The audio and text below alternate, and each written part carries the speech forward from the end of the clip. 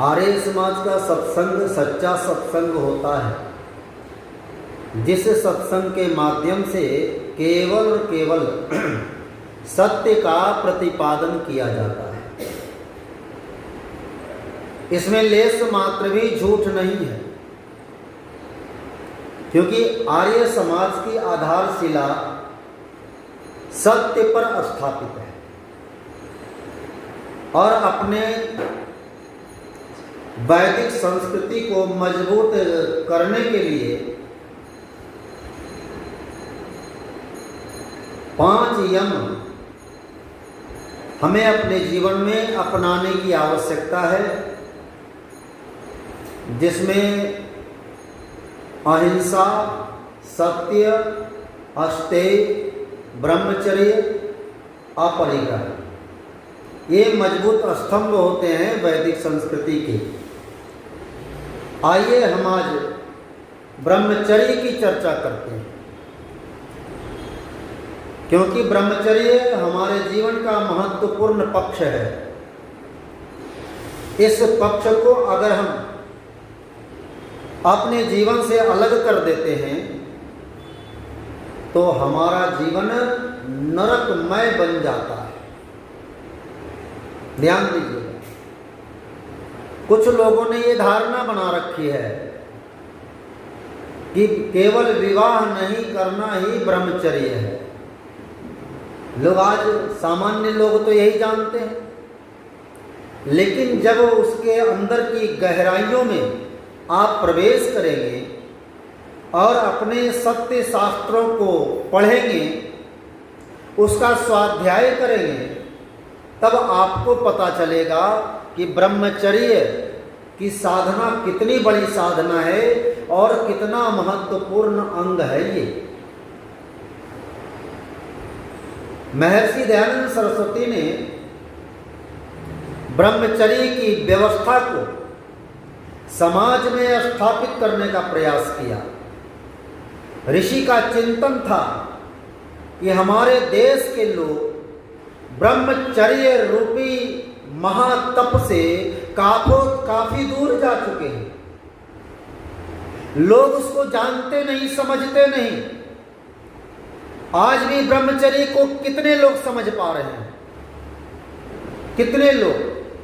उंगली पर गिनने वाले भी नहीं मिलेंगे। क्यों? क्योंकि इसे कभी बतलाया ही नहीं जा रहा। जबकि मानव निर्माण के लिए ब्रह्मचर्य व्रत का पालन करना अति आवश्यक है। सबसे पहली बात, ब्रह्मचर्य की चर्चा करते हुए इसके अर्थ को समझना चाहिए। आखिर ब्रह्मचर्य का अर्थ क्या होता है?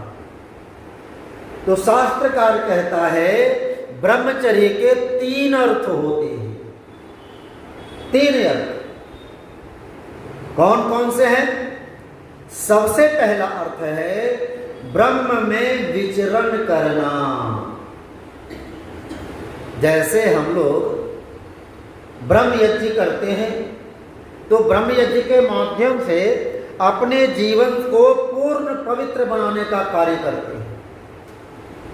जीवन में लेस मात्र भी मिलावट नहीं आवे, असत्य का समावेश नहीं हो जीवन में।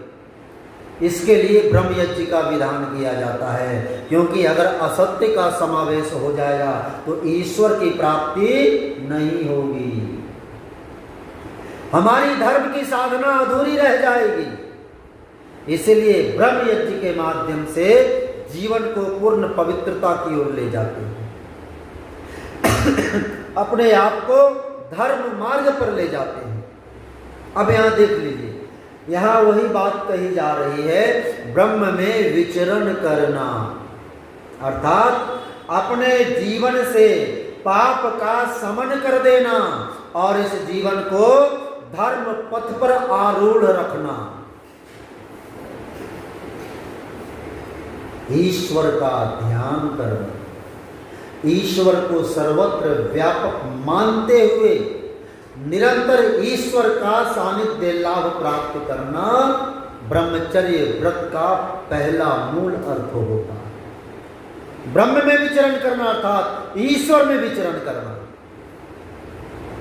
ईश्वर के निकट मैं हूं और मेरे निकट ईश्वर है, ये भावना को अपने जीवन में स्थापित करके हमेशा ईश्वर भक्ति का संदेश देना ब्रह्मचर्य का पहला अर्थ होता है। अब यहां विचार कर लो, कब जो गृहस्थी है क्या वो ब्रह्म में विचरण नहीं कर सकता? कर सकता है। तो ये कैसे मान लें कि केवल विवाह नहीं करने वाला ही ब्रह्मचारी होता? गृहस्थ जीवन में भी व्यक्ति ब्रह्मचर्य जीवन जी सकता है। गृहस्थी भी ब्रह्मचारी हो सकता है। आगे और परिमार्जन आपके सामने आ जाएगा। स्वामी दयानंद सरस्वती का चिंतन अद्भुत है, अतुलनीय है। उन्होंने आगे क्या कहा, ध्यान दीजिएगा। वेदों का प्रमाण दे करके, क्योंकि ऋषि दयानंद वेदोद्धारक थे, उनके जीवन का एक एक पक्ष वेद विद्या से सराबोर रहता था और उन्होंने जो अखंड ब्रह्मचर्य व्रत का पालन किया था, उन जैसा ब्रह्मचारी संसार में कोई दिखाई नहीं देता। पाला था ब्रह्मचर्य भीष्म पितामह ने भी अपने पिता शांतनु के सुखी बनाने को। पाला था कि नहीं? पाला था ब्रह्मचर्य हनुमान ने था अपने स्वामी श्री राम के रिझाने को। पाला था ब्रह्मचर्य परशुराम ने था पृथ्वी से नाम क्षत्रिय वंश के नसाने को। किंतु गुरुदेव दयानंद ब्रह्मचारी ने पाला था ब्रह्मचर्य जग से दुख मिटाने को। जग से दुखों को मिटाने को के लिए ऋषिवर देव दयानंद ने ब्रह्मचर्य व्रत का पालन किया था। एक बात आपकी जानकारी के लिए मैं कह दूं, ऋषि दयानंद का तप कितना महान था, कैसे वेद मंत्रों को अपने जीवन में उतारते थे।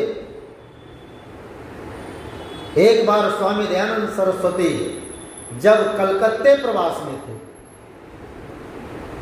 वहां एक सज्जन आते हैं, स्वामी जी से पूछते हैं, अश्वनी दत्त उसका नाम होता है। स्वामी जी से पूछते हैं, महाराज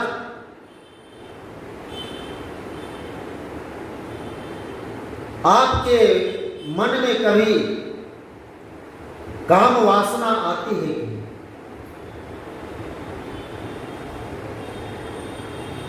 स्वामी जी कहते हैं विचार करते हुए कि मेरे पास दुनिया के काम करने के लिए इतना काम है, वेदों के उद्धार के लिए, वेदों के भाष्य के लिए मेरे पास इतने काम है कि कभी भी वासना में मेरा ध्यान नहीं जाता। कल्पना करो, जबकि स्वामी दयानंद लिखते हैं कि काम वासना पर विजय प्राप्त करना कोई विरला व्यक्ति ही कर सकता है। कोई विरला, हजारों में लाखों में एक कोई विरला व्यक्ति होता है जो काम वासना पर नियंत्रण स्थापित करता है। हमारे महर्षि जिन्होंने पवित्र आर्य समाज की स्थापना की, उन्हें हजारों लाखों में से एक थे। ऐसे तपस्वी महायशस्वी का यह आर्य समाज की वाटिका है। इसलिए बंधुओं, जब ब्रह्मचर्य व्रत की चर्चा होती है तो निश्चित रूप से हमारे जीवन में उत्साह का संचार होता है। हम अपने जीवन में कभी भी ऐसा अवसर न आने दें कि ईश्वर हमको नहीं देख रहा है, तो आपका जीवन पूर्ण पवित्र रहेगा। दूसरी बात, इंद्रियों का संयम करना। ब्रह्मचर्य का दूसरा अर्थ क्या होता है? इंद्रियों का संयम करना। हमारी इंद्रियां भटकती है, हमेशा भटकती रहती है,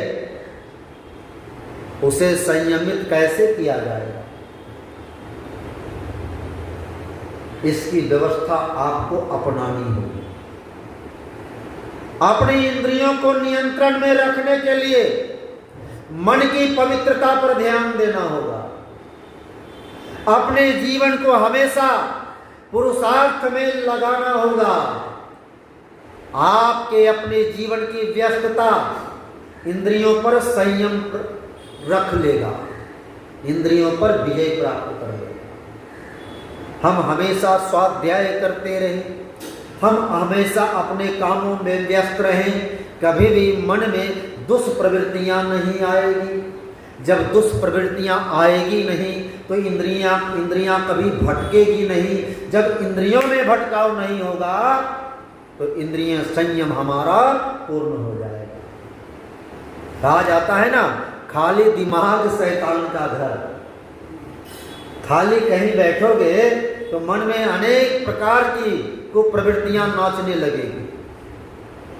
हमेशा आप ऐसे भी कहीं बैठ करके देख लो, मन से बैठकर कोई काम नहीं है, चलो बस हावी हो जाएगा आपको। अब इतना हावी होगा कि आपको विचलित कर देगा, आपका मन व्यथित कर देगा। इसलिए इंद्रियों पर संयम अति आवश्यक है। ब्रह्मचर्य का ये अर्थ होता है। अब बताओ, क्या गृहस्थी इंद्रियों पर संयम नहीं करे? अगर करता है तो ब्रह्मचारी हुआ कि नहीं? बोलो। लोग समझते नहीं, शास्त्रों को पढ़ते नहीं, अपने मन को भटकाते रहते हैं। सबसे बड़ा दुर्भाग्य है कि आज का युवा पीढ़ी भटकाव की ओर, जिसके कारण परिवार सुरक्षित नहीं है, समाज सुरक्षित नहीं है, राष्ट्र सुरक्षित नहीं है। एक घर का सदस्य, युवा पीढ़ी अगर संकल्प ले लेता है कि हमें ब्रह्मचर्य व्रत का पालन करना है, तो उसका घर सुधर जाता है। आज का युवा पीढ़ी दुर्व्यसनों में लिप्त है। दुर्व्यसनों में फंस के देखो, भटक रहे हैं लड़के। अंडे, मुर्गे, बियर, मांस, मदिरा का सेवन करके इठलाकर सड़कों पर चलते, जेब में ले मोबाइल, बेमतलब का बटन दबाकर मार रहा स्टाइल। इधर उधर कहीं देख लिया अगर जाती हुई हसीना, गाल तो होते चिपके चिपके, पर तन जाता है सीना। जब भी आ जाए बसंत का फागुन मस्त महीना, गई जवानी वापस आती, तन से चले पसीना। लुका छिपी का खेल निराला, बेशर्मी का हद कर डाला। इज्जत को ताखे पर रखकर करवाते हो मुंह काला। यकीन अगर नहीं होता तो जाकर देखो पार्कों में, ऐसे ऐसे लड़कों को तो जगह नहीं है नरकों में। भरी जवानी बाकी है, कुछ तो अपना होश संभाल। जिस माँ बापू ने जन्म दिया है उसका भी तो करो ख्याल। उसने भी अरमान संजोए होंगे अपने दिल में, करो नहीं बदनाम उन्हें अब खुले हुए महफिल। हर एक पुत्र के सिर पर सेहरा हो, हर माता की होती चाहत। कर्म नहीं ऐसा हो जिससे मां का दिल भी हो आहत। लेकिन आज यही हो रहा है, आज यही हो रहा है। ये बड़े दुख का विषय है, ये चिंता का विषय है। इसका मुख्य कारण है कि आज देश के युवा पीढ़ी ब्रह्मचर्य व्रत को समझा नहीं है, क्योंकि हमारे गुरु ही नहीं समझे, माता पिता आचार्य ये तीनों गुरु ब्रह्मचर्य विद्या को नहीं समझ पाए वर्तमान परिवेश में, इसीलिए हमारी संतानें भी भटकाव की ओर है। पहले के गुरु कैसे होते थे? स्वामी श्रद्धानंद के जीवन को पढ़ करके देख लेना। उन्होंने गुरुकुल की स्थापना की, गुरुकुल कांगड़ी की स्थापना की, जो विश्व स्तर का रूप लिया। गुरु स्वामी सदानंद सरस्वती जब अपने विद्यार्थी को पढ़ाते थे तो उन्हें ब्रह्मचर्य व्रत की शिक्षा देते थे और कहते थे, मेरे प्यारे पुत्रों, तुम संकल्प लो कि मैं जीवन पर्यंत ब्रह्मचर्य व्रत का पालन करूंगा। जीवन पर्यंत। ये नहीं कहते थे कि केवल विद्यालय में पढ़ते हुए ब्रह्मचर्य व्रत का पालन करना, कहते थे जीवन पर्यंत ब्रह्मचर्य व्रत का पालन करेंगे, ऐसा संकल्प लो। संकल्प दिवाते। और जब विद्या देते थे तो ऐसा प्रस्तुतिकरण होता था उनका कि उनके द्वारा पढ़ा गया एक एक विद्यार्थी पूर्ण ब्रह्मचर्य व्रत का पालन करता। स्वामी श्रद्धानंद की मान्यता थी,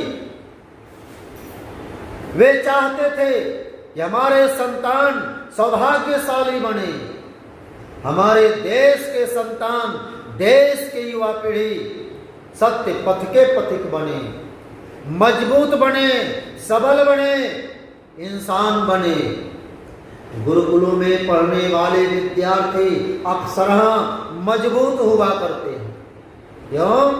क्योंकि उन्हें गुरुकुलों में ब्रह्मचर्य व्रत की शिक्षा दी जाती है। आजकल तो विद्यालयों में वासनात्मक शिक्षा दी जाती है श्रीमान, लेकिन गुरुकुलों में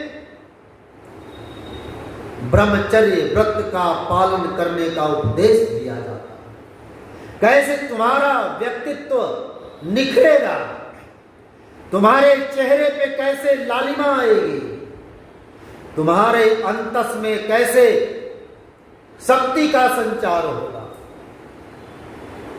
स्वामी श्रद्धानंद के जीवन को पढ़ करके देख लेना। उनके द्वारा जितने भी विद्यार्थी पढ़े, सबने ब्रह्मचर्य व्रत का पालन किया और पूर्ण विद्यावान बनके देश धर्म की रक्षा में अपने जीवन की आहुति दी। ये होता है ब्रह्मचर्य व्रत का पालन। इंद्रियों पर संयम प्राप्त करना। आज अगर माता पिता हमारे गुरु अपने इंद्रियों पर संयम प्राप्त करना सीख ले तो आज भी रामकृष्ण जैसे संतान पैदा हो सकते हैं। पूरे सिलेबस को जो हमें पाठ्यक्रम में पढ़ाया जाता है सरकार के द्वारा, एक भी पाठ्यक्रम में कहीं भी बालकपन से लेकर के जवानी तक आप आईए बीए एमए कर जाओ, नर्सरी से लेकर के सरकारी विद्यालय में कहीं भी ब्रह्मचर्य की विद्या नहीं दी जा रही है। बताओ हमारा देश शक्तिशाली कैसे बनेगा? यह सरकार को सोचना चाहिए कि कैसी विद्या का हम प्रचार करें, कैसी विद्या अपने बच्चों को दें। बंधुओं, बाल्यकाल में अगर बच्चों में ब्रह्मचर्य के बारे में पाठ पढ़ा दिया जाए तो बच्चे कभी भी दुराचारी नहीं होगा। हमें सिखाया नहीं जाता, हमें पढ़ाया नहीं जाता। दुर्भाग्य इसी बात। आगे कहता है ब्रह्मचर्य के जो 3 अर्थ हैं उसमें ब्रह्म में विचरण करना 1, दूसरा इंद्रियों का संयम करना 2, और तीसरा काम वासना पर नियंत्रण स्थापित करना। कोई साधारण कार्य है क्या? ये साधारण कार्य नहीं है, ये एक प्रकार का तप है, और ये तप व्यक्ति गृहस्थ जीवन में रह करके कर सकता है। लेकिन हम तो फंसे हैं संसार के झंझावतों में। हमें तो धन कमाने की चिंता है, एक दुकान है, अच्छी कमाई हो रही है, परिवार का पालन पोषण संवर्धन बढ़िया से हो रहा है, फिर भी संतोष नहीं है। अरे और ज्यादा धन हो, और ज्यादा धन हो, इसके लिए जो बच्चे पढ़ने वाले होते हैं, जो संस्कारों को ग्रहण करने वाले होते हैं, उन बच्चों को दुकान में लगा दिया जाता है। बेटा जरा 2 घंटा देख, हम दूसरे काम करके आ रहे। और बेटा फंसते फंसते उसी में फंस जाता है, उसे ब्रह्मचर्य का ज्ञान नहीं होता। और आजकल मोबाइल ने तो और बिगाड़ दिया है।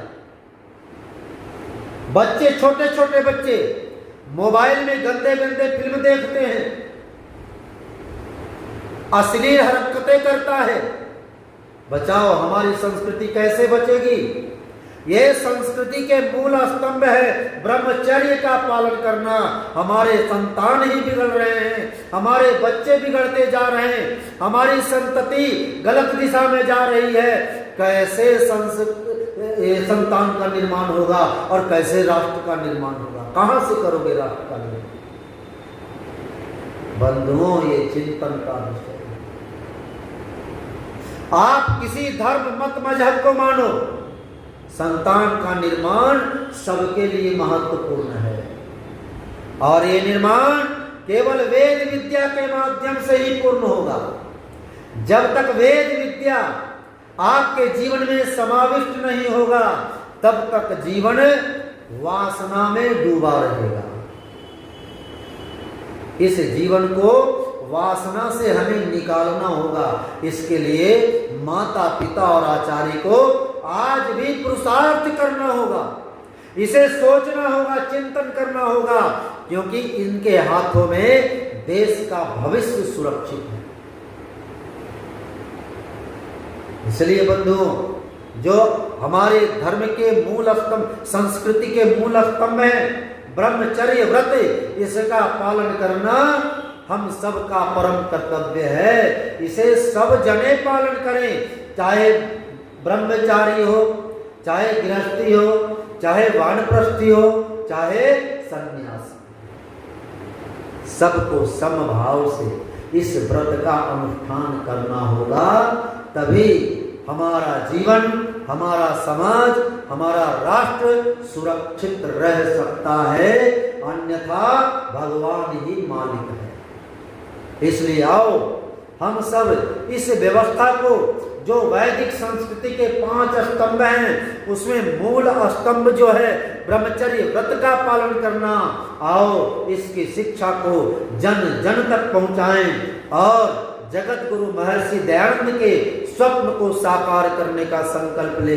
इसी भावना के साथ इति ओम सम